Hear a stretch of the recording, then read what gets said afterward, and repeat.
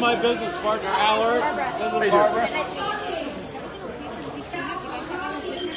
No, we haven't got that far yet. I'm gonna call. I have been asked to make an announcement. Last chance to buy your tickets, otherwise you're on your own. There you go. It's working. Did you get your, so is everything good, like the food and the tents? We haven't done anything yet. We got a week. I do my best under pressure. How many, well, I know we have boats and water stuff. That's No, that was food and tents, that doesn't have that either or not? Why not? because I'm not a planner.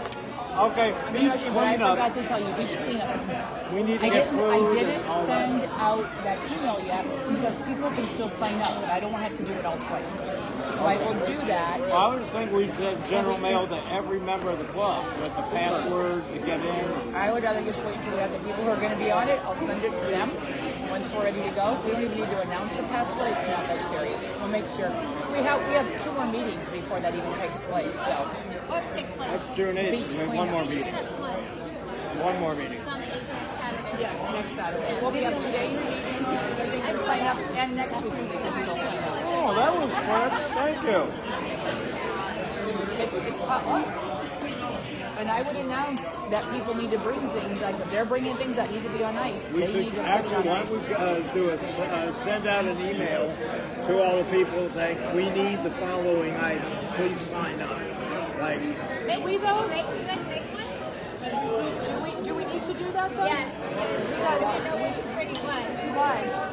Why? Because I mean, you don't want to duplicate stuff and like we have 8 salads and nothing else. like we need meat. We might have that because we have no way to. Like I'm bringing a big thing of sandwiches just to make sure that I'm going to go to Porter Subs and just get 2 big things. Yeah. No, we don't have any grills. We don't have anything. Nobody has a grill. Nobody's bringing anything this year. He's not, Some of them aren't coming this year, so we don't have. Well, I know David is. let's check out the list. And And see then- who wants to bring stuff. sure what I'm known That, as. this is what. Well, that's all right. So, Well, we just want. We honestly, we just weren't concerned with it. Russ and I have been talking. It's like we got the boat, we got fun. Everybody brings something. What we have, we have. Whether People know this. People know that because I've heard potluck in the announcement. oh yeah, I've said Yeah, potluck. yeah. Oh yeah.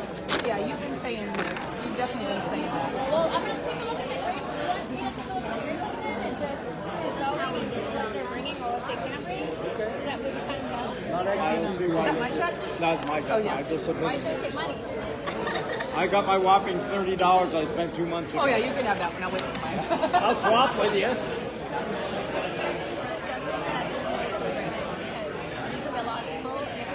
Well, I think we're gonna have about 20 or 30. So, That's a lot of people. It's not having food. so if we just bring, we have a budget. We can just actually just buy a, get Well, it. that's what I did last year. Who did you use?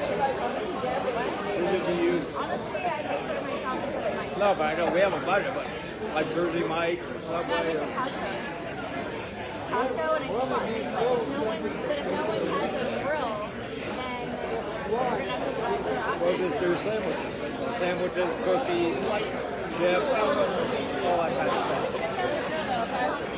Yeah, well, you know, I used to have a small. I have a little Coleman stove, but it ain't gonna do it. And my grill weighs 200 pounds. I'm not bringing that. I have no way to bring it. Well, I can ask if somebody can volunteer. I mean, I can bring it up. Yes, and that's it. Especially I at the mean, lake. yeah, it's, you know, I want prime rib. Come on, that's like a given. Kids, everyone's going to eat this stuff.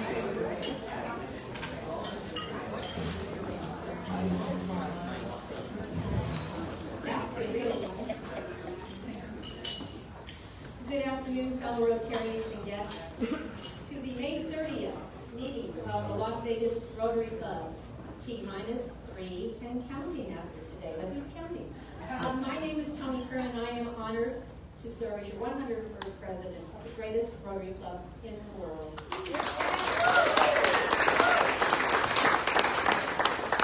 At this time, I would like to invite Sean Sennett, otherwise known as Whatever. Yeah, whatever you feel. And where is sweet Sidra? Where is she? There she is. Come forward so we can have our invocation and song, please, starting with you, Edward.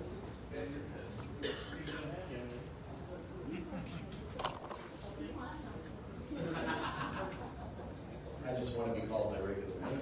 Not Eric. All right, if we've called out our heads, please.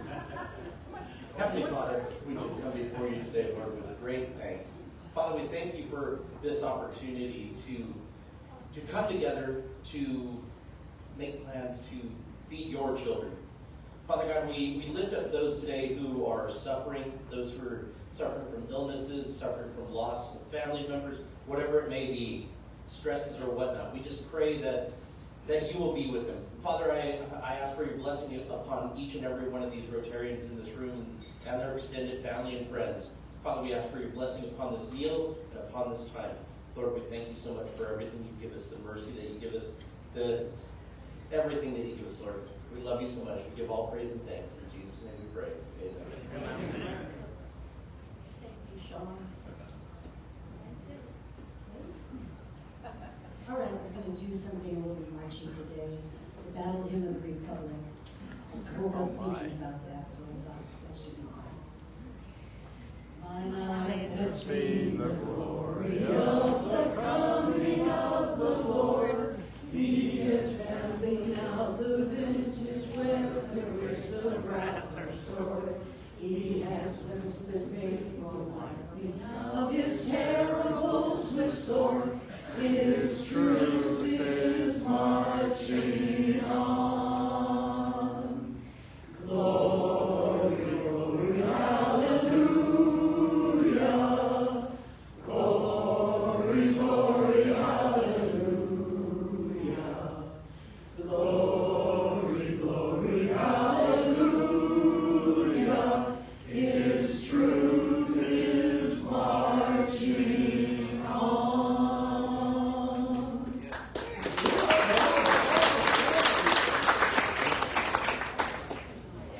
And if you would all please join Sean, Sidra, and I in the Pledge of Allegiance. I pledge allegiance to the flag of the United States of America and to the republic for which it stands, one nation, under God, indivisible, with liberty and justice for all. Thank you. And Steve Linder, our spread was broken. Yes. So no demotions, no demerits.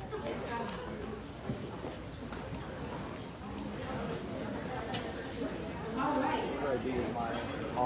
As we move on through, once again, it's that time to thank everyone who has helped put this together. And this may be the last time that we have an overabundance of people doing so. We think. So for setup, we have Dr. Kathy May and Bob Warner. Our greeters, Lynn and Mike, which I still want to call him John. Guest table greeters switched from Eric, who is staying home, to Biz Rockwell, thank you. Ticket sales, Bob Kaiser, Ed Monaco, Karen Wisenhunt. Well, everybody, half this room was out there helping to tear, cut, put together. And it's all reflective on their tables. So thank you all for doing that. Our favorite, past president Jim Tucker, the Photog Man. Our scribe again today, Andrew Furlow, you're doing an amazing job. Thank you so much. Our AV team, give it up to Gary and, I'm sorry, you're... Alric. So thank you. He brings his A team with him so that we can have this happening. So thank you for that. Tear down today will be Tucker Sappington and Michael Williams, and our sergeant in arms is himself, Greg McGuire. You can just call me the Joker. The Joker. So you think, okay. So now let's start out. Bob, we have no international visitors, is that correct? None. Okay. Do we have any visiting Rotarians? Rotarians from other clubs, here or far? Here and far? No. Okay. Guests of Rotarians. Let's start with this way.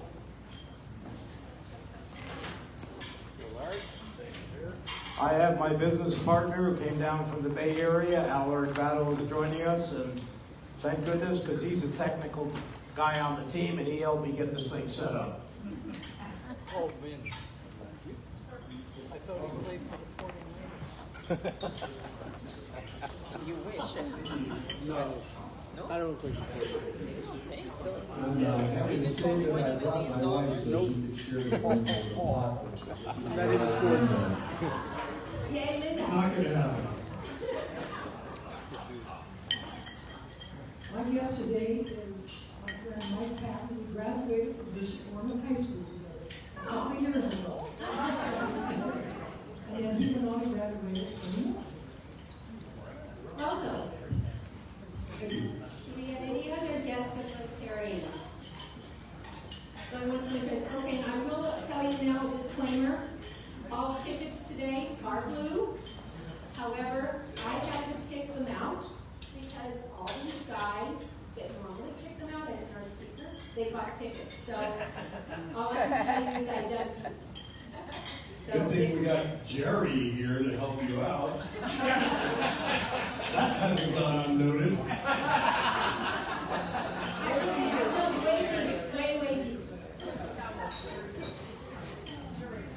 Well, okie dokie. So now, let's see what else we have. Do we have any guests of the clubs, Melanie and Nick?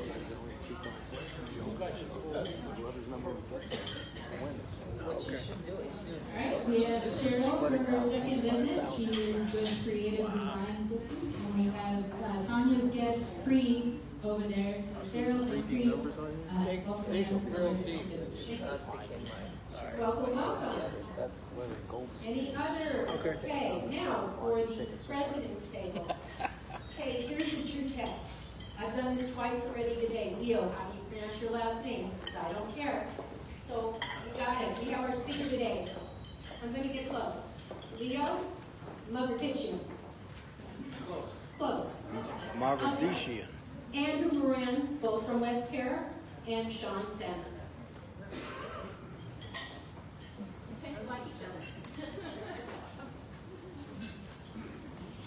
Thank you. Let's give a nice round of applause for all of our guests. Where are they going? Where are you going to bring you to? Yeah. Tina Bishop, you have something you would like to ask us to do. Absolutely.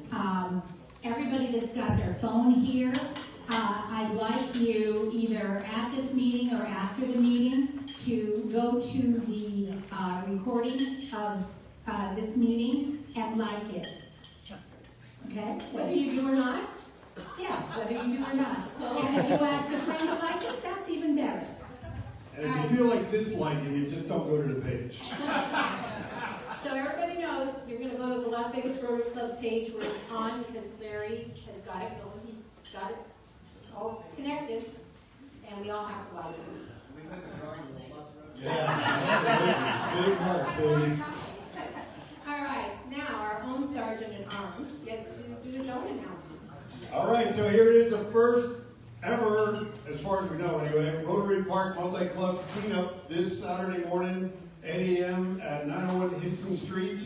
We got about 30, 40 people, I think, already from the different clubs. We're going to mix-mash everybody together so you meet people from different clubs. We had a call this morning. Everybody's super excited about it.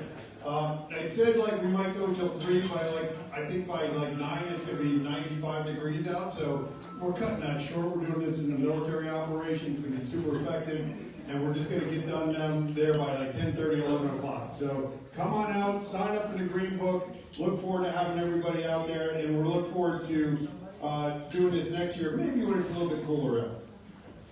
Thank you, Greg. Yeah, it should be a lot of fun. There's about 5 or 6 clubs of members participating. So and wear your swag, anything that has Rotary Club on it, or the Las Vegas Rotary Club, anything to introduce yourself. So thank you, Greg, for putting all of that together. Can we go now to Rosalie for our VIP visit? And you're going to add the last thing about the... Hi everyone, so we have our VIP tour at UNLV, the Advanced Engineering Building, which is newly opening, so that's going to be very exciting. We'd love to have a great turnout. We're going to have a happy hour to follow. Thanks to Eric for arranging. And 2 new updates will be that they recommended that we do not wear heels because we will be on the roof, and please bring your sunglasses. So hope to see everyone at 2 o'clock next Friday. I guess I'll have to find a different pair of shoes. Yes, there are people. Okay, now we're going to the next one. I'm sorry, I was conducting other business and multitasking. I apologize. Where is the green book, by the way? Okay. Alrighty, next up, Larry Cohn, you've got something to talk about, Lake Mead Beach. Yeah, we're getting there. All right.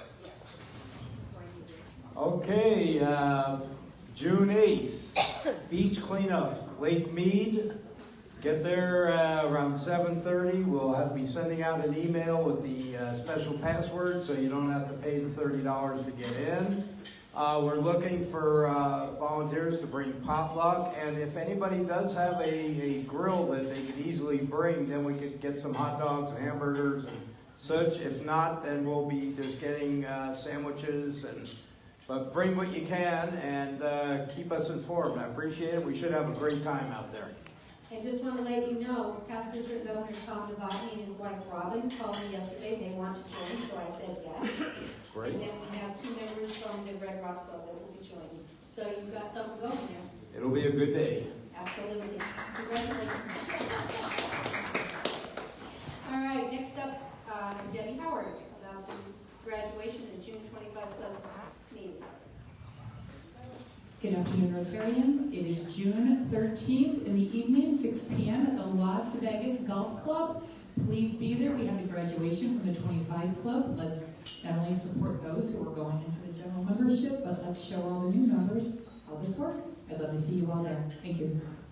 Batter up. Batter up, okay. June 6th is our club assembly.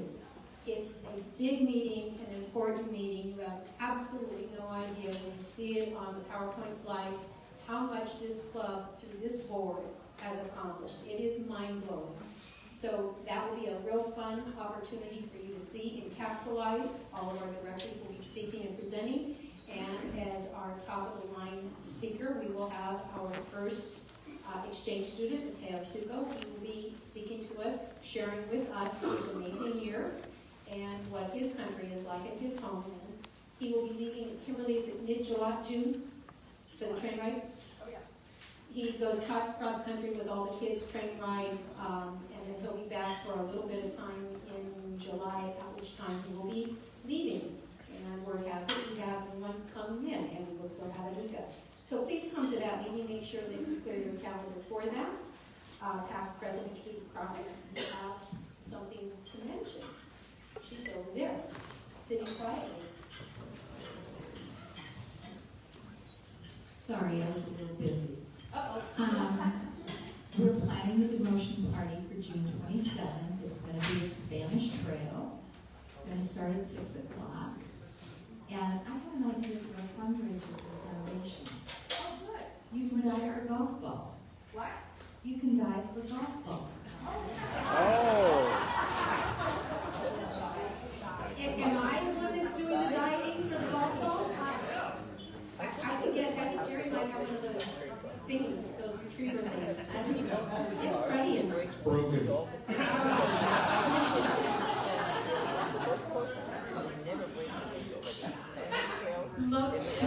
What? Do you have a wetsuit?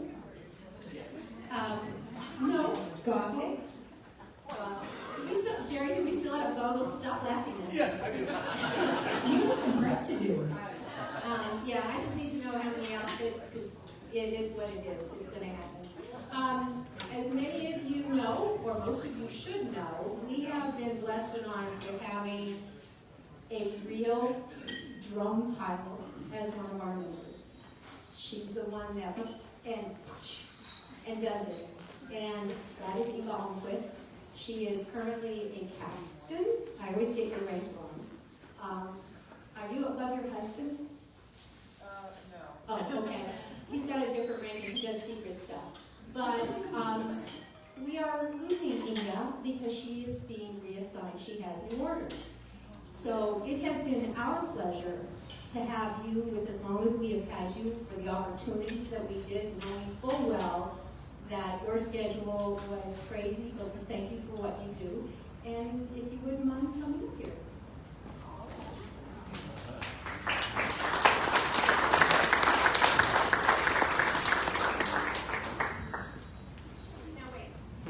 She brought this to my attention. I would never notice.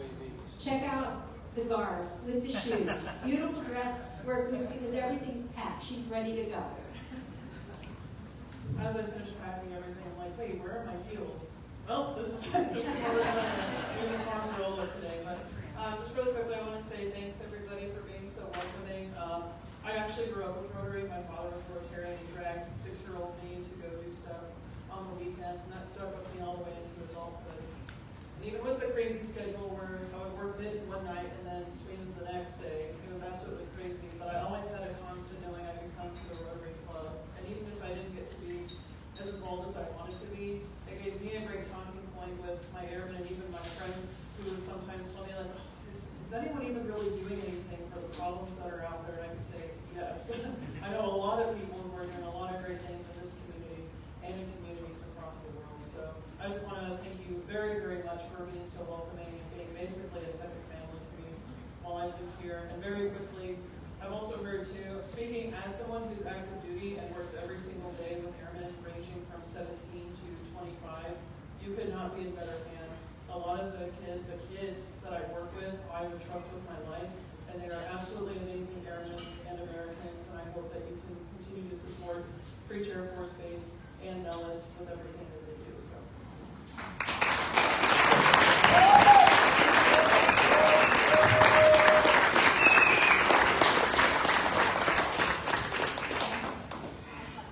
And thank you for your service. Now at this time, I would like to ask Bob Werner, Pete Simonis, and Dominic Krisniak to please come forward for a presentation.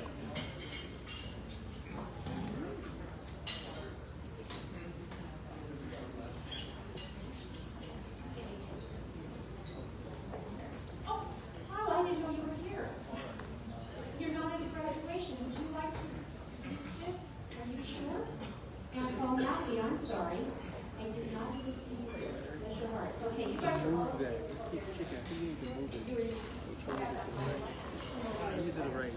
Okay. That's better. I am truly honored once again to this week facilitate the presentation and recognition of our Taberti Scholarship recipient. My glasses. J. Taberti, a 60-year-old member. A 60-year-old member. He's a little older than 60, or wasn't 60, over 60. A 60-year member of the Las Vegas Rotary Club, is most widely known for his general contractor business, J.A. Taberti Construction. He had many titles, served on many boards, committees, and professional associations. Known for shaping the Las Vegas landscape, the J.A. Taberti Construction Company, established in 1950, built 11 hotel casinos, 10 UNLV buildings, 45 Clark County public schools, 35 construction projects for the Las Vegas Valley Water District, and multiple commercial and industrial developments in 1972. Mr. Taberti was named Southern Nevada's Engineer of the Year and the most distinguished Nevadan in 1987. He received an honorary doctoral degree from UNLV in 1989 and was inducted to the Nevada Business Hall of Fame in February 2004. Mr. Taberti passed away May 3, 2006. Each year, the Las Vegas Rotary Club proudly awards at least one scholarship in honor of its namesake, J.A. Taberti, and for his contributions to the Las Vegas Rotary Foundation which were, to say the least, substantial and significant. Current UNLV freshmen or sophomores who are pursuing a career in architecture or engineering may apply for this scholarship. The student must have a 3.2 GPA or higher, 3.2 or higher cumulative GPA, and be enrolled in 15 credits or more. This year, we are fortunate to award 2 scholarships, each in the amount of $3,000. The Taberti Scholarship Committee, comprised of Bob Werner, Paul Maffey, and Pete Simonis, interviewed and evaluated applicants, and we are pleased to announce the recipients of the 2024 Taberti Memorial Scholarship as Jacob Patino, who was here last week with us, and Dominic Krisniak. Today we have Dominic with us to join us. Dominic, would you please share with us a little bit about your education and your future plans? So thank you everybody for having me here. I want to say thank you to these five gentlemen for selecting me as a scholar. I'm a mechanical engineering student at University of Las Vegas. I'm going into my second year for mechanical engineering, and I plan on going into the aerospace field when I graduate.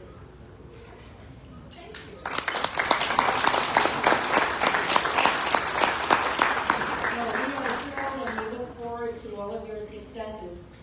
The gentleman will now present you with your certificate. Thank you. You'll show him open up and present you with the certificate. There you go, Paul. And then you can turn it around for the photograph. Yeah.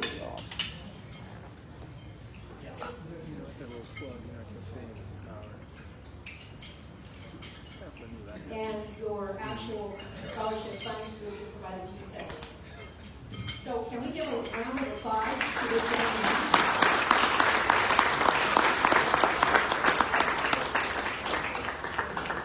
Congratulations to you. It's amazing. Okay, it's time.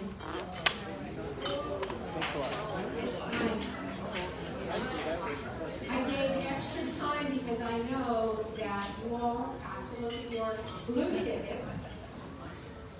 And I'm going to read all the numbers very slowly and multiple times. Okay, everybody got your Sleep. photo You laid gotta wake out? it. You need to hear the key on the keyboard. You need time. You need time.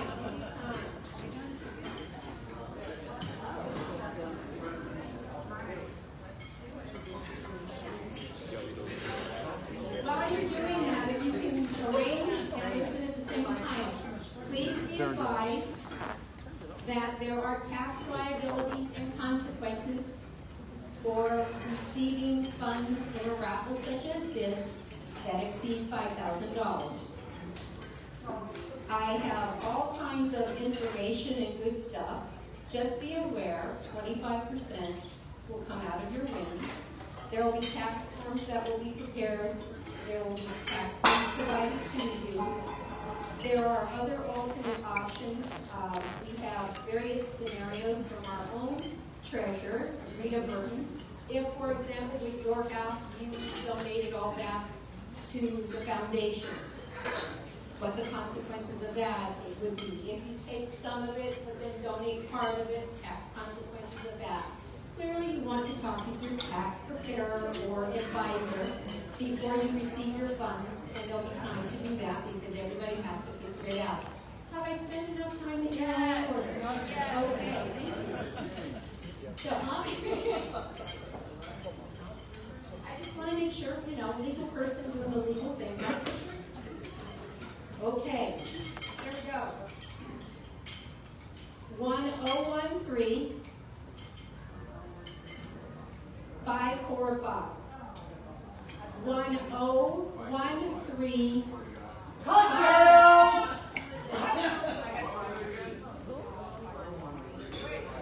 1013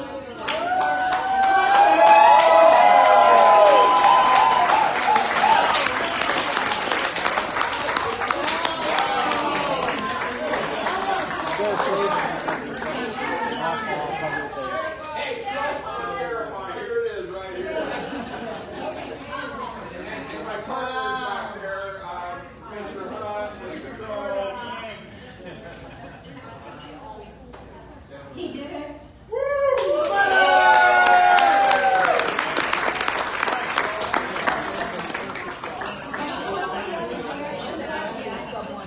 We still have to go through the formality. I was reminded.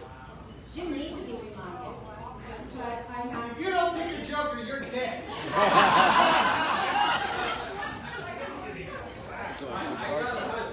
They're both jokers.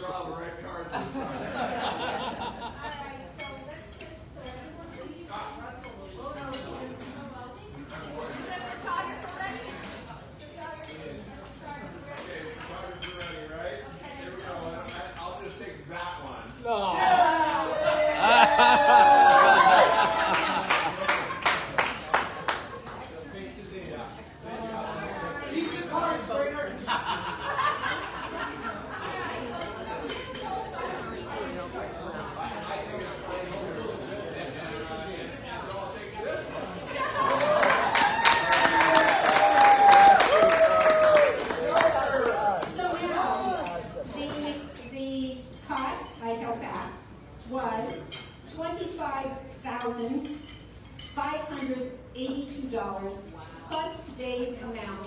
And if you take at least 20 people who bought $100 worth of tickets, do the math. So there you have it.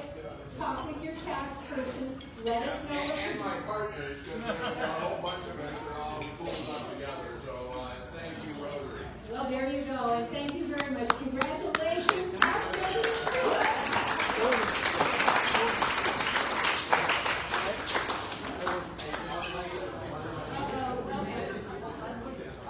I would like to say that my Canadian friend from Calgary, Murray Regal, that you all know many, many years, called me this morning and he said, "Did the pot win?" And I said, "No, you won't believe what happened." Anyways, I told him the story. He says, "Find me $100 worth." So I got $100 worth of tickets here. And he says, "If I should win, everything needs to go to the foundation." I said, "God bless you." I hope that Russ will pick up. He's not listening.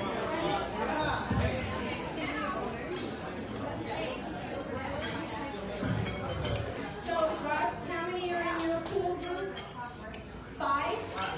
5. So, you might be able to work it out where you don't end up with any tax liability. Yeah. 6. Anyway, okay. Moving right along for the Lowry's Bucks. I know it's anticlimactic, but it is $50 in Lowry's Bucks. Ready? Gotta keep looking at your tickets, folks. All right. 1032. 1032. Last 3 numbers, 426.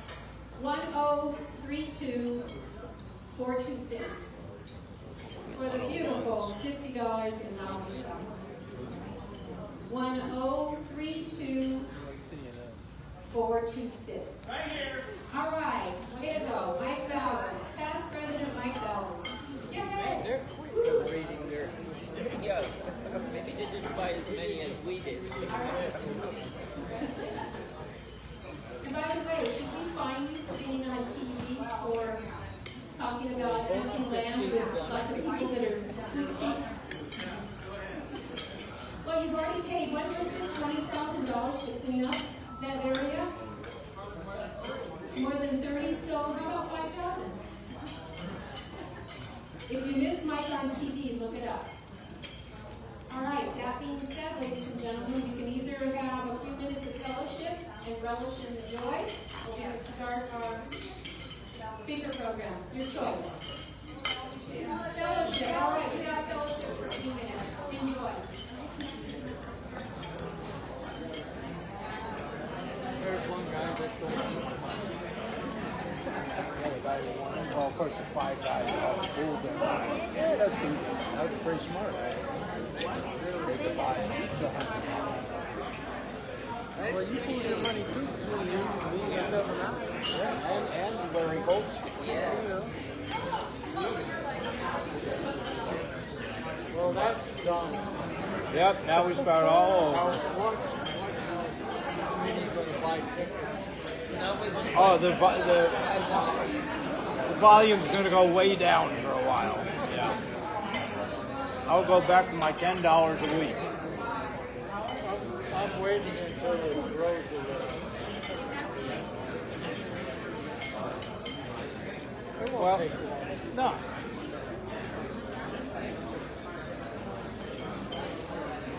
This only happened one time. Other than this time? Yeah, years ago when we We went to a guy from Ohio, and he said, "Thank you," and he left. Oh, yeah. That's a Steve Miller song called Take the Money and Run. Yeah.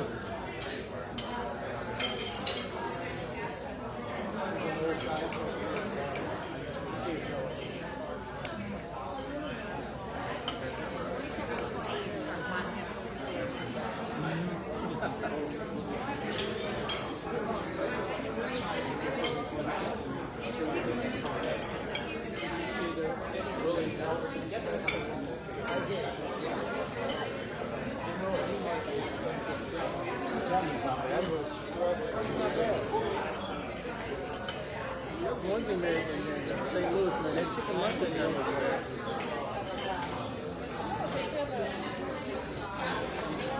Yeah, so many tables. Should have had you guys in there too. Yeah.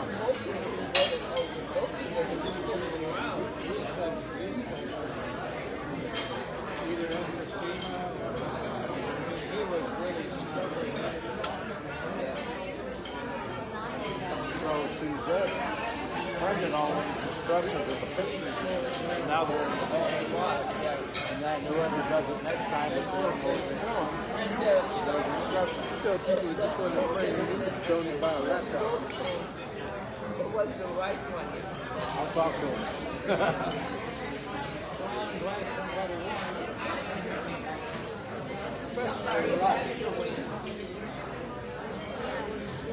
Yeah.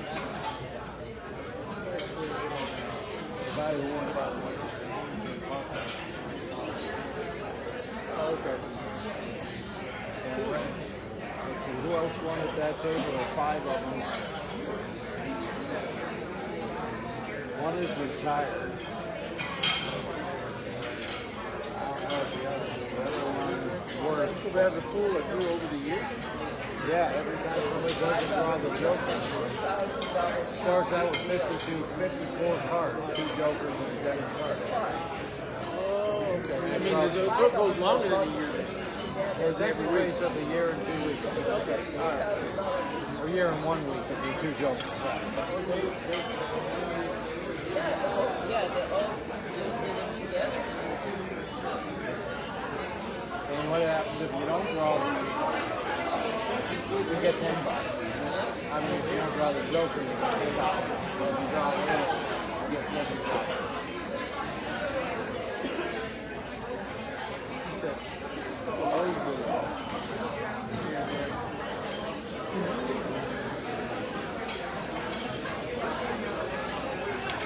You can tell this organization does a lot of charity work.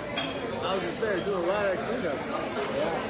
Yeah. We have a stretch of Highway 159. We have 2 miles every 3 months. We get a group of people together and we walk half goes 1 mile one way, half goes 1 mile the other way.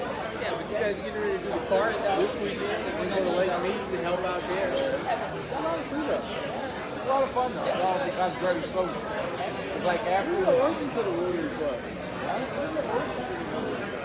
It started. Hey, I can't go to the beach cleanup, but I have a portable camping grill if you want to borrow that. It's like this. Yeah, that'll work. It'll And hold I hot dogs. have an old Coleman stove. I can bring that. So Yeah. between 2 of us. Yeah, so if you want that. All right, we'll make arrangements for me to come by. Okay. You have my text or It's in the book. actually my email. Just do my phone. Yeah. Just text me because they put the wrong email address in. Okay. Perfect. I'll do Yeah. that. All right. Sounds good. Hey, did you ever go hiking yet with Mateo? Did you do that? Oh yeah, we done a bunch of hikes with him. Yeah. That reminds me.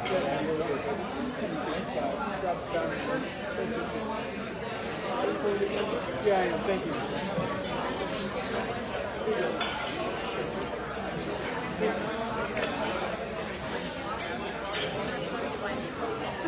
See you at the minute.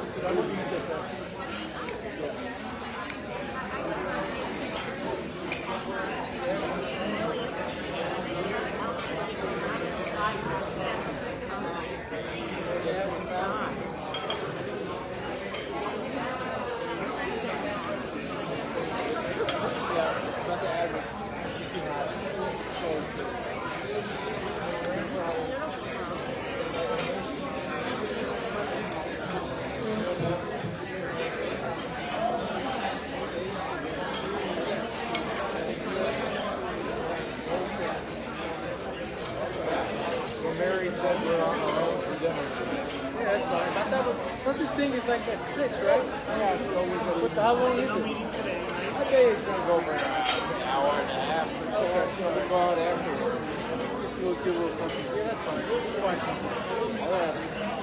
Vegas is not a little place to be. That's true. Are you still listening? Did you sell your land yet? I don't know.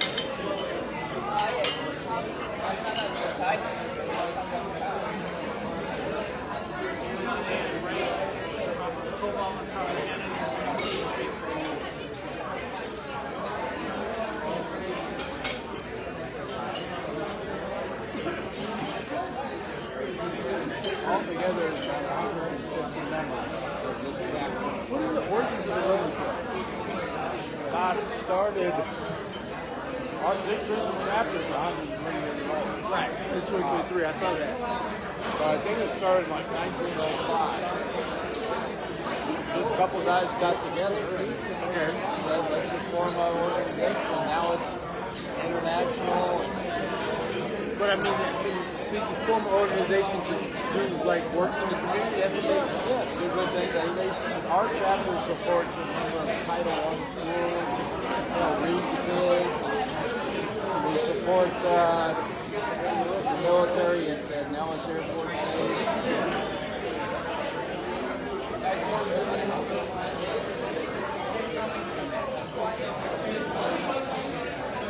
And to get in, you have to be brought in by a board member and you have to have the interview.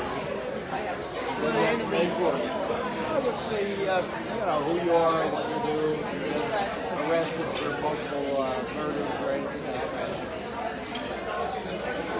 And then you also make your financial commitment every year. Okay, here we go.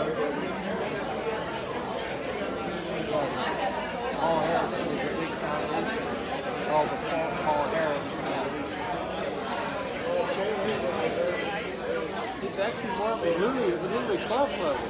Yeah, it's a first hanging out in social club. That's the food from there. Like the membership a month, I think is $138. And that obviously pays for your meals.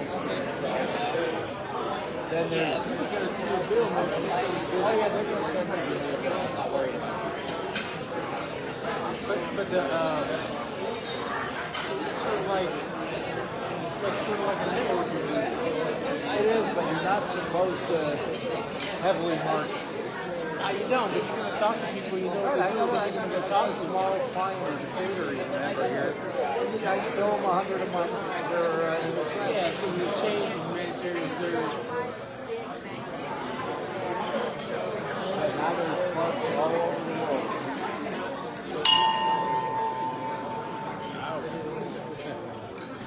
She kind of likes it.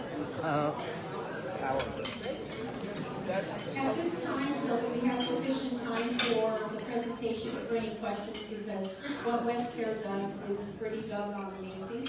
I would like to ask Andy Ryan, please come up and introduce our speaker.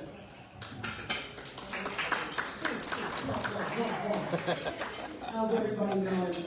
I only have a minute to introduce him, but this man needs more like a couple years for all of his accolades and his selfless acts to help in the community.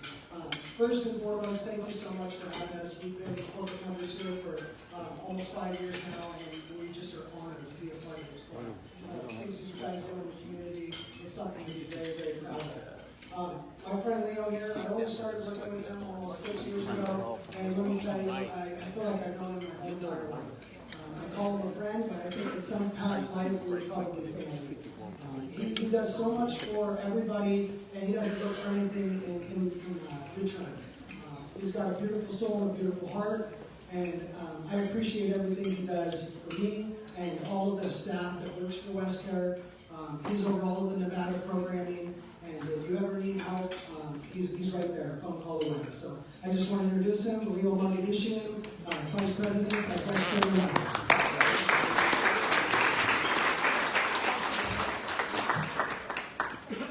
Don't believe anything that Andrew just told you.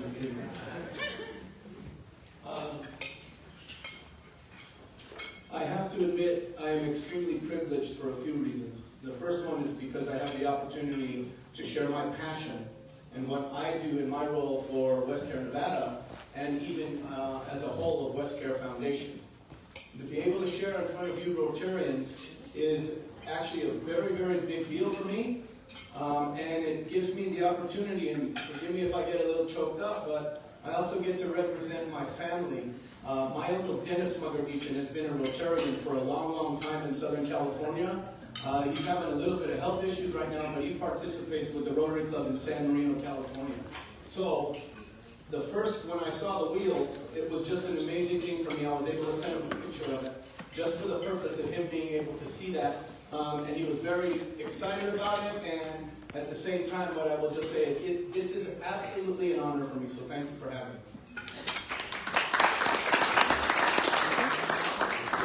to take us on a little journey in relation to West Care. Let me see if I can make this turn into a slideshow.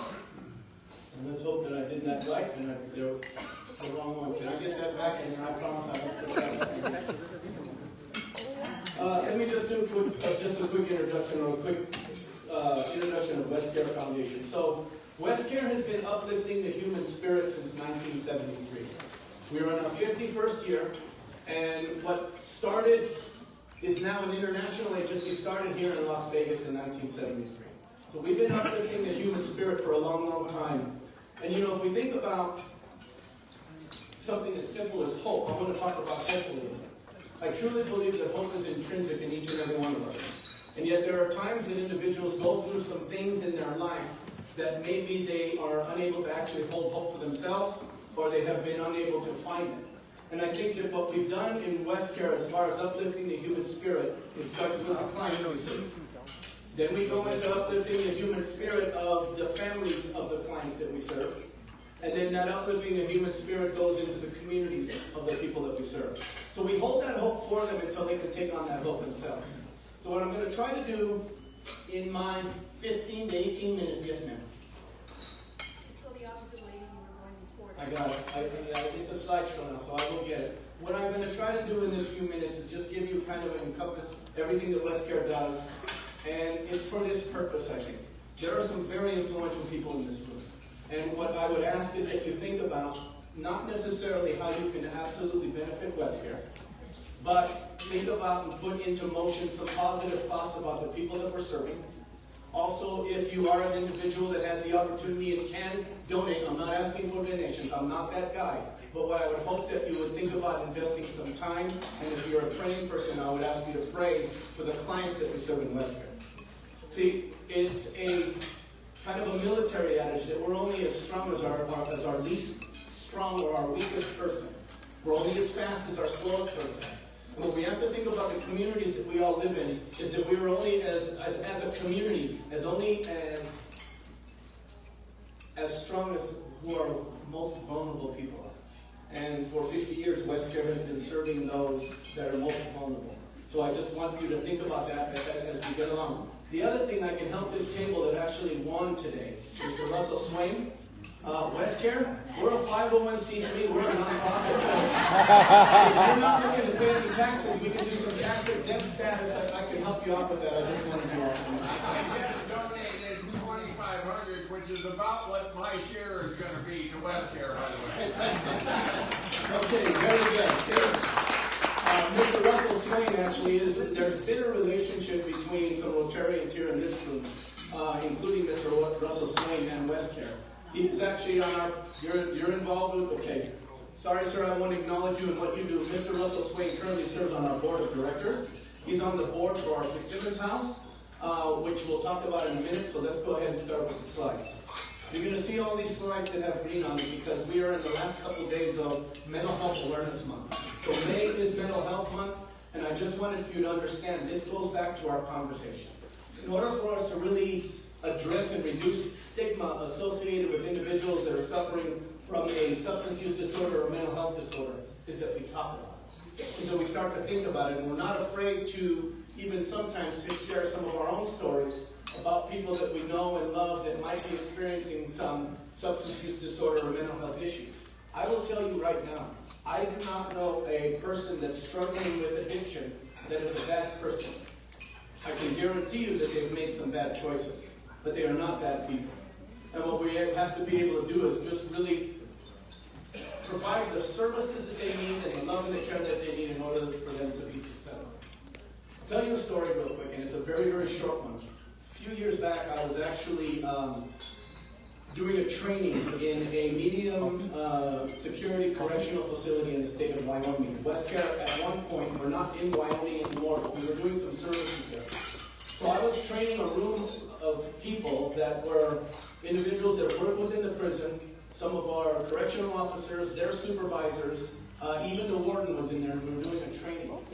And I remember I had a question that was asked of me by one of the correctional officers that was overseeing a certain unit that had individuals in there that were struggling with what I will call co-occurring disorders, meaning they had a substance use disorder, and they had a mental health issue, and they were incarcerated, medium security. So this correctional officer asks me a question. He raises his hand and he says, what do I need to do differently? And I remember getting this question from a correctional officer, and yet a correctional officer's duty is to maintain the safety and security of a facility. And I remember when he asked, some of his supervisors were already like looking at me like, ooh, what's he going to tell me?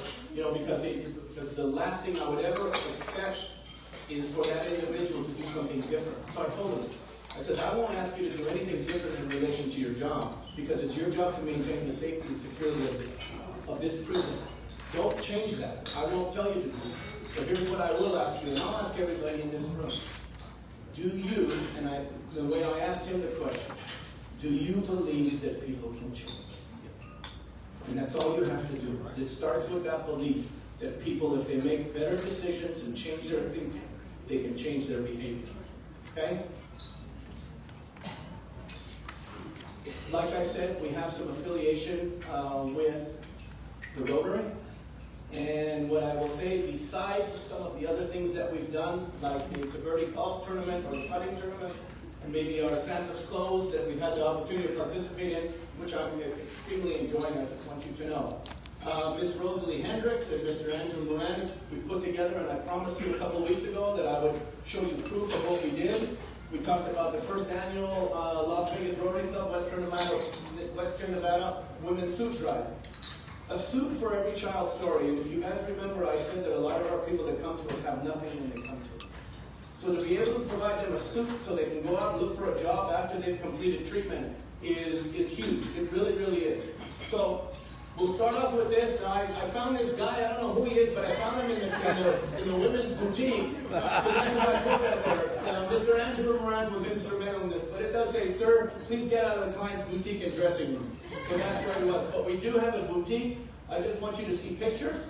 Everything that you see in these pictures were items that were provided to us in that suit drive. So you see some women's suits. Everybody got to write something inspirational on a Rotary card that goes with each suit. And then I was provided a bunch of these Las Vegas bags so they could actually, as if they were shopping, those came from you guys as well. So there's a couple pictures. Feeling good about yourself makes a great first impression. Good luck and best wishes. Good luck with the job search. So these are the type of things that the women were able to see as far as cards to inspire them. Here's a couple more. It feels so good to feel good about yourself and looking good too. Best of luck to you. And then wishing you all the success in your future endeavors. These are the things that they received. And I just have a couple pictures. I got to break some confidentiality of some of these ladies who said it was okay for me to take pictures or for Andrew to take pictures. You can see they were able to actually go shopping, find a suit, and then that's them, you know, again, happy and now having something else that when it comes time to go find work, they can find out. Here's a couple other ladies that were willing to share a little bit. And again, I just want to do that. You can see what they were able to obtain. I will remind everybody here, when you decide to do a spring cleaning, we can take and I can provide you with donation slips for clothing. Men, I appreciate the same thing for our men that are in our men's facility. Because again, a lot of these guys come in with the clothes that they have on them, and that's it. We do our best to provide for them, but if there's anybody else that wants to help in this, I'm hoping that we can do some suit drives and some clothing drives in the future. Okay? The last thing I'll just say, thank you to those who participated. Think about this, don't forget you are enough, and I just wanted you to see those pictures. So let's move, and yeah, again, thank you very much, Rotary. Let's move a little bit into this, and what I'd like to do in this presentation is do a past, present, and future of Westcare. 1973, there was a few individuals that actually received a one-time $50,000 grant from the Teamsters Union. This is where we get, it was called, the facility that we had at that time was called the Frank E. Fitzsimmons House, who at that time, I think he was a labor leader at the time and a part of the Teamsters Union, which is where the name came from. So, here, 1973, it stayed the Fitzsimmons House, and then it became Western Counseling Associates. During that time, it was more of an outpatient counseling, but it turned out to be a halfway house for men that were addicted to heroin. So in the 70s, we had issues with heroin addiction here, just like we do now. Nothing changes if things go full circle. However, we had this house, and some of the men could stay for several years. Treatment was much different back then. But they brought these individuals off the streets or wherever they were, put them in the Fitzsimmons house. It was on 8th and Ogden, and it's no longer there. And that's where they were able to get their start. Had a couple of employees. Some of the clients that got clean became employees. And right around that time, we brought in an Army medic who was hired on April 1st in the 70s, forgive me, named Richard Steinberg. He has served as our president and CEO all the way up until recently. He stepped back from the CEO role. He is still our president of WestCare. So underneath his watch, this Army medic, and I'll tell you, he had, first of all, personally had witnessed as a medic in Vietnam, had witnessed some of the issues with heroin addiction in Vietnam. So it kind of piqued his interest. It was one of those things that now he wanted to understand how, again, heavy withdrawal and so on and so forth. So when he was approached to come and work for us, before my time, he had said that he'd give us a couple months. And he started on April 1st, I want to say 1975. For a couple months, he's still at the helm. And what Mr. Steinberg has been able to do in that time, of course, we've grown, and I'll give you just a little bit of our international kind of a snapshot, and then we'll get back to Nevada. We've been, again, 50 years. We are currently in 18 states, and we are in 3 U.S. territories and some other commonwealths. I'll share this with you here. These are the states that we're in, and then in the Pacific Ocean, the Northern Mariana Islands, Guam, forgive me for that typo, and the island of Palau. On the other side, we're in the Dominican Republic, we're in the U.S. Virgin Islands, we're in Puerto Rico, soon to be Argentina. So these are the places that WestCare is now offering services. We have grown, I will tell you, from one program on 8th and Ogden, we are over 150 programs now internationally.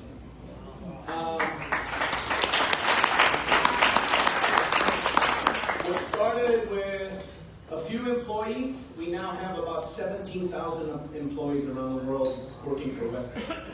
With that, you have to realize that we serve probably between 15 and 20,000 clients each and every day. Currently. Again, that's worldwide, so that's international. And again, there's the opportunity to grow. I will tell you this. Here's the thing about what WestCare is doing. Anybody been in business for over 50 years, we already know that they must be doing something right. And for all of you business-minded people. From Fitzsimmons House, it became Western Counseling Associates, and then it became WestCare. And we've kept that name for a long, long time. That's another sign that you're doing well, because you don't have to rebrand that often based on that. So you know that we've been doing it. We don't necessarily look for our expansion to go and say, well, we're going to pick this state, we're going to do this, we're going to do that. The majority of services we provide abroad have been other states, other cities, other counties coming and asking us, would you come and help our problem? We have a problem here. Would WestCare be willing to come and start services here? So we do. We will go out and we will kind of spy out the land and see what the needs are of that community. So nothing is exactly the same, but the services that we offer. But again, I'm proud to be able to represent an agency like this based on the fact that it's been around as long as it has, and based on the fact that the reputation, again, you make a few mistakes in 50 years, I can promise you that. Ask my wife, I make mistakes every day. But we've done extremely well in relation to our growth, and if a community reaches out to WestCare to come, we will be there. Let's get back to Nevada. I will just go through. We'll start in the north, and I'll work my way down, but you can kind of see a little bit about what we do here. Currently, these are the services across the nation and abroad that you'll see WestCare do. That is mental health and wellness, treatment, of course, rehabilitation. A lot of our populations are the criminal justice population. In fact, we do offer some of our services inside correctional facilities, state prisons, and so on and so forth. Services for veterans. Let's not forget, our president and CEO, or our current president, he was an Army medic. He's big in making sure that we provide services to our veterans. Great time to talk about it. Happy Memorial Day, and if you've served, thank you for your service. I just want to make sure everyone knows that. We do housing and transitional living, and I'll talk about that a little bit because we'll see how treatment has evolved. And of course, there's education and prevention. So these are kind of the services that Nevada does. These are also some of the services, give or take, what the rest of the WestCare abroad looks like, as far as WestCare Foundation. I'm going to start in the north. We'll start in our Reno Homefront program so you can understand what happens there. The pictures that you'll see are the apartments that we have. So we do case management for veterans, and those veterans have the ability to live in 4 houses that we have up there, that once they've completed a certain level of if it's treatment or even getting reconnected with the VA up there in Reno, then they're able to move into these houses, because there are a lot of homeless veterans, not just down here, but also in Reno and Sparks area and up there in northern Nevada. So we provide the veterans case management, transitional independent living. These veterans, men and women, can stay in these apartments up to 2 years. And then we get them reconnected with the VA. Some of them come, they don't have their DD-214 or any type of other documents that they need. So we assist them in getting reconnected. And then we're also doing some treatment services again for anybody that might have a substance use or a mental health, which is what we call co-occurring disorders. That's currently the services we provide in Reno. I want to talk a little bit about rural Nevada, so you can get an idea of what we're doing in the rurals. Currently now we have outpatient services. So I will say Western Nevada offers what is called a full continuum of care. And I can get into the different levels of care. I won't bore you with that, but just understand that we can get an individual and really do a good, thorough assessment, which is a biopsychosocial assessment, and then place them in the level of care that is appropriate for what's going on with them in their life. So we don't try to get everybody and stick a square peg into a round hole. Individuals, they're offered a full continuum of care that they can step up and or step down based on their needs. Sometimes they're in a certain level that they're not doing well, so we can raise them and put them in a higher level of care, or vice versa. And provide housing, which is the goal to these individuals, because what I will tell you is this, and it's the simplest way I can put it. We have been working, the population that WestCare currently works with, and you guys have heard this saying before, we talk about our haves and our have-nots. The individuals that WestCare has served for 50 years are usually the indigent population. Before Medicaid and the Affordable Care Act, these were individuals that were uninsured. They had, and many of them were homeless. That's still the population. So they might have Medicaid now, but usually it's either the uninsured or the underinsured, or the people that we actually serve. Our population now is probably about 90%. They were homeless before they came to us, and they don't necessarily have a place to go after, which is why we do some targeted case management to make sure that they have somewhere to go. That's the population. And I'll tell you, that's my passion. I truly believe that the only way we're going to be strong as a community is we start at the bottom and we raise the bottom. That's the way I believe that it's going to work. And I will tell you, some of the things that I take pride in, I've seen people, and I've had certain clients thank me for the services we provided. And they're thanking me because of the fact that they said that they tried and they called all these other places, and they were told that there's something that they didn't have, that agency couldn't help them. And usually what they'll hear in the end is, the person will say, you know what, call WestCare, go to WestCare. WestCare will take anybody. And I'll tell you right now, I take absolute pride in the fact that we will take anybody. Because we shouldn't be able to find reasons not to help people, we should find reasons to help them.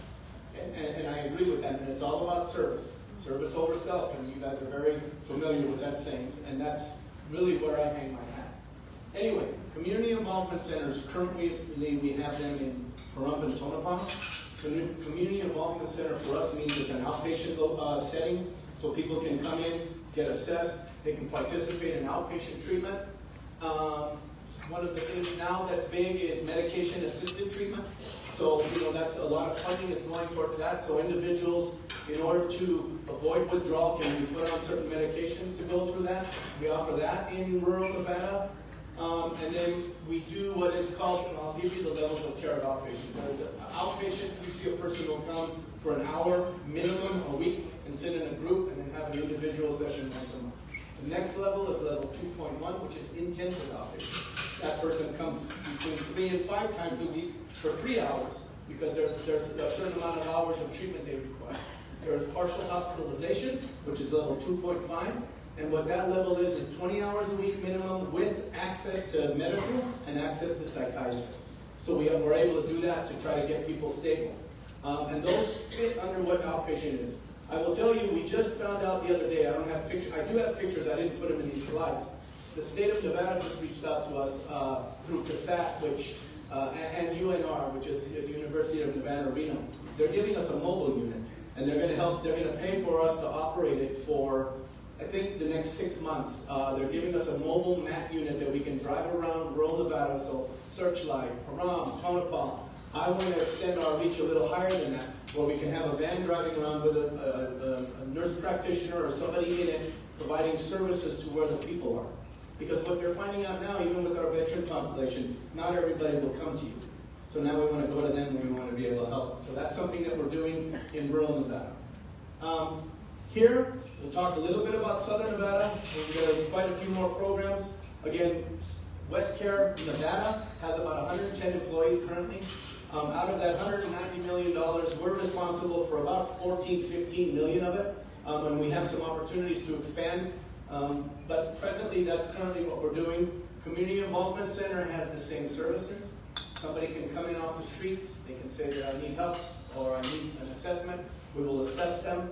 We have the individuals there that will determine the appropriate level of care. And if it's something that we can't necessarily do, we work very, very well. In my role as VP of Operations, I have been clear with the people that work with us or work for us that we will play fair in the sandbox.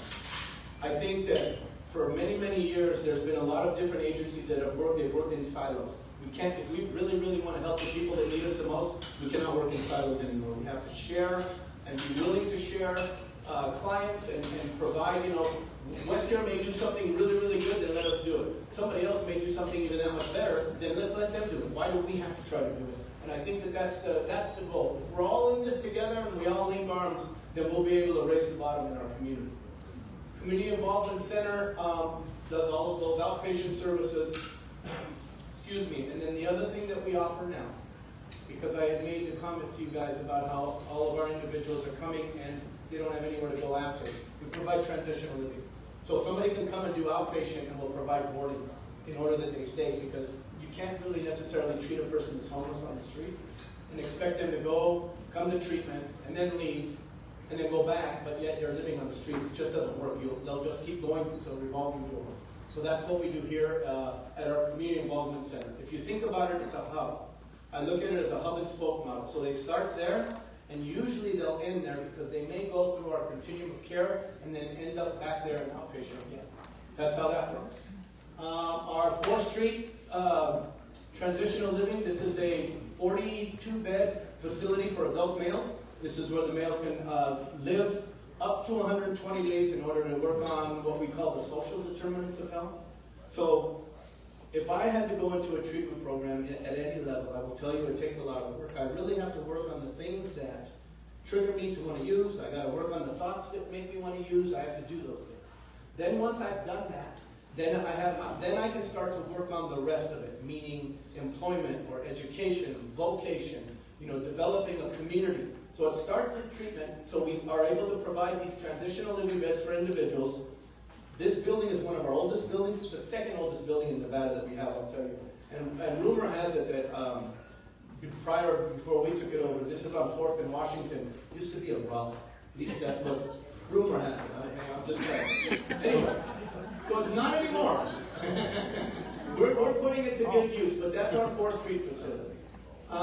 Harris Springs Ranch is where I kind of got my feet wet with WestCare. It's up towards Mount Charleston.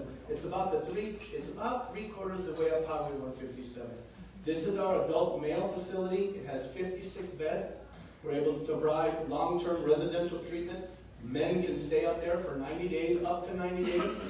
It is our longest running program in WestCare. So they opened up Harris Springs Ranch in 1979, and so it's at this point now the longest running program. I have some stuff, when we talk about future, I'll show you what my plans are. If I'm able to leave a legacy with WestCare, I want you to see what my plans are for this location. You can see down here at the bottom right is when it opened, when we had the big event. Opening it used to be a Girl Scout camp.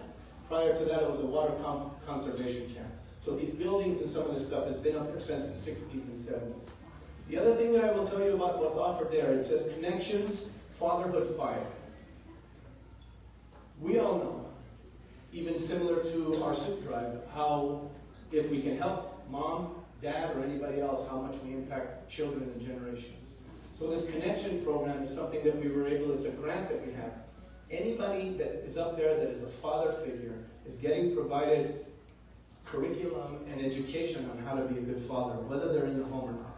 So some of these things like this, and I know because in many, many cases men are underserved. So what we do with this Fire and this Connections program is provide all the tools that a man would need to be a good father when they leave here, or a good uncle, a good grandfather, whatever it is, because I know it's going to impact future generations. I mean, they even learn about things about how to co-parent, even if they're not in the home anymore, and things like that. Things that are vital, because we have so many kids that are growing up without a mom and dad. So this really, really helps. So Harris Springs Ranch is still very, very close to my heart. I spent 8.5 years up there. So there would be men that would come and go, and they'd say, look, you guys are okay. You only have to be here 90 days. You're going to leave, and if you end up making it back here, I'm still here. The only lifer in the Harris Springs Ranch is me. But I've worked up there for 8.5 years, and that is part of my heart, just based on the fact of how important the services we provide up there at Mount Charleston. Lastly, as far as programming, is our Women and Children's Campus. Only place in Nevada where women can come in. We get some women, whether they're pregnant, parenting, or not, they can come into this facility. We average 20 drug-free babies that are born from women that come into this program every year. So mom can come in, or pregnant female can come in. Usually we get them 6, 7, 8 months pregnant, no prenatal care, no nothing else. They come to us, we're able to help them get right and withdraw if they need to, and then give birth. So we do a lot of family reunification here. This is kind of the one that, this will tug on your heartstrings. I've seen women come in and in a really, really bad place and then give birth and leave successful. I've seen children come in and they're not speaking. They're 2, 3, 4, 5 years old. They don't speak because of the trauma that they've been experiencing. Then they come into our program, usually by the end, Mr. Leo, and they're giving me hugs and everything else just based on the work that we've been able to do, because we provide a safe place for that. So again, pregnant, parenting, even if they're not parenting or they have children, they don't want them in the program. And another thing that we have here is our Women's Warriors Unit. So there's a lot of homeless veterans, correct? Women and children that are veterans are on our streets in Las Vegas. We will bring them here and we will put them in transitional living, similar to the other transitional living, help them to get reconnected with the VA. And then if they are dishonorably or less than honorably discharged, then it'll be on us to find in the services they need so we can protect mom and family. So that's kind of the West Care programming in Nevada. Here's another picture, kind of what we do now. We have a nursery. We have our own respite where the women learn. We're doing parenting classes. This is all what happens there currently. Now let's just do a little bit of future, because I know I'm running out of time. I want to talk about the future because of a few things that we've done recently and where you see us going. Like I said, if you're a praying person, then pray for it. First of all, the Women and Children's Campus. This is supposed to be a video, and I don't think it's going to play. And that's okay. This was some 3D renderings of something we did. We just had a very successful groundbreaking. It was actually at the end of February. We actually opened bids officially this morning. So we're looking at a project, and you can see a few of the pictures here, where our intention is to build 84 units behind our existing facility. There's 4.5 acres that are empty, that's still an empty lot right now. We are going to build 84 units of 1, 2, and 3 bedroom apartments. So mom and child or children can move into those once they've completed treatment, with the opportunity to stay there up to 2 years. So social determinants of health give them that opportunity. We had a groundbreaking in February, just so you can see. The mayor was out there. We had the First Lady, Donna Lombardo. We had Susie Lee. Had a bunch of people for this wonderful groundbreaking we did. I'm just showing you a few pictures. We received some accommodations and so on and so forth. Very successful. I can tell you, based on some of Andrew's work, who was worth his weight in gold, we've raised somewhere around $13, $14 million for this project. Couple of the bids that we opened this morning are somewhere around $20 to $24 million. So we've got some work to do. Once we can go through the bids and make that decision, if we can get those down to about $18 million, then Andrew needs to get us $5 more million so we can build this thing. That's the project. Yeah. I'm putting it on Andrew. So as our development director, he's been really good at that. We've been able to use both public and private dollars towards this. We have a few angel donors that have donated quite a bit of money, so we're well on our way to building those units and then do the same thing for men and for families. Quickly, there's just one more picture, doing some of the throwing some dirt around. Our goal, and I won't say my goal, it's not mine. Our goal is to expand in Washoe County, start some outpatient services up there again. But again, I've been told by my supervisors, we finish Women and Children's Campus. Once that's done and all the money's raised, we can start to do something else. This would be my goal, is that we expand outpatient services up in northern Nevada, and then that would have a reach into the northern rural area of Nevada too, not just Pahrump and Tonopah. We can get into some of the other counties up there. And then the last one, this is the one that's close to my heart. Harris Springs Ranch deserves a rebuild. Some of those buildings have been there, like I told you, since the 60s. Harris Springs Ranch hopefully will be our next capital improvement project, and I'll tell you why. We have 14 acres of land up there in the Spring Mountains. I have these pictures here because if you pray, I'm going to ask you to pray for horses. I have recently been, well, it's been about 6 years, I've been certified in equine therapy, meaning therapy with horses. And what I will tell you is what it started off as being something that works well for veterans that are experiencing post-traumatic stress. It is now something that we can offer to everybody in the community. Autism spectrum disorder individuals that are experiencing or on that spectrum, we can provide these services. So currently, 120 individuals is what we have water rights for. Our program has 56 beds up here. So there'll be an expansion, we will put some stables, we will have some horses, and that would be the goal, to be able to provide some type of therapy that not everybody else can. Not everybody can sit in a classroom or sit in a group room or sit in an office and get therapy. Some need to be out and doing that. So again, these are some of our future goals. I will say this and I'll leave it at this. I know that there's an opportunity for a few questions. Here's the thing. We haven't been able to find, well, I'll just say it this way. There is no one solution to what we've got going on when we talk about some of our most vulnerable. So I know that the city has done a courtyard, a homeless courtyard. My answer to that is yes. I know the county is talking about some smaller satellite locations or opening up a big facility in the northeast part of the county, Commissioner Kirkpatrick's district, to put together a big facility. I know that there's people going into the tunnels. We have 1,500 people living in the tunnels on any given day. And what I will tell you is this, what you have to understand. Every one of those solutions is going to help make an impact. So my answer is yes to all of them. And if you have any ideas, you guys have some more brochures of WestCare in front of you. You have my business card in front of you.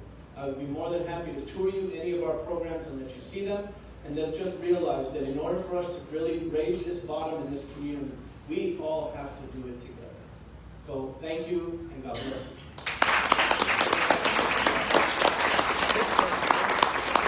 As you can see, there was such a volume of information to be shared with all of us that there is no time for questions. However, Leo and Andrew have agreed to stay after for those of you that have questions. And this is just a prime example of how wonderful our corporate membership is. WestCare was our first corporate member, and look at the volume of things they do, how things are aligned with us. They have been supportive of the putting tournaments. They bring their teams, and God love them, they beat us. And they have joined on with Santa Claus. So this is just a tip of the iceberg of how wonderful we have of a corporate representative. And on that note, I would like to say appreciation for you speaking today, because it's been a while trying to get this all worked out. We would like to present to you, or I would like to present to you, our legacy book from our 100-year history. We just had our centennial last year, and that is our centennial book. I know you were. And in addition, we award you with the Salute to Service Award, which represents a donation made in your name to the USO Military Family Support Programs. And Leo, thank you so much.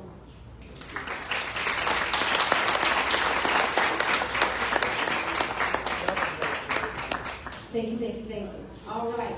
Working on the time limit, guys, I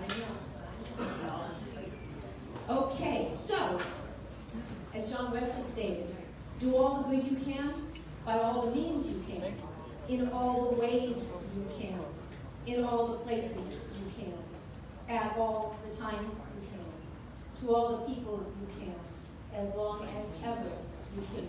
And in keeping with the theme of our President, Gordon McAnally, to create hope in the world, and as American anthropologist Margaret Mead has said, never doubt that a small group of thoughtful, committed citizens can change the world. Indeed, it is the only thing that ever has.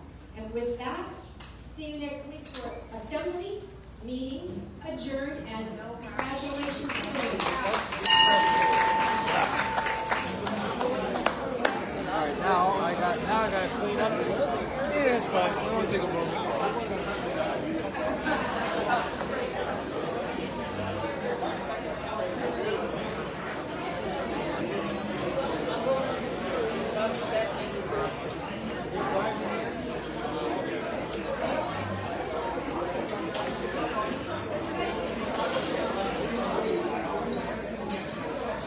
Good job.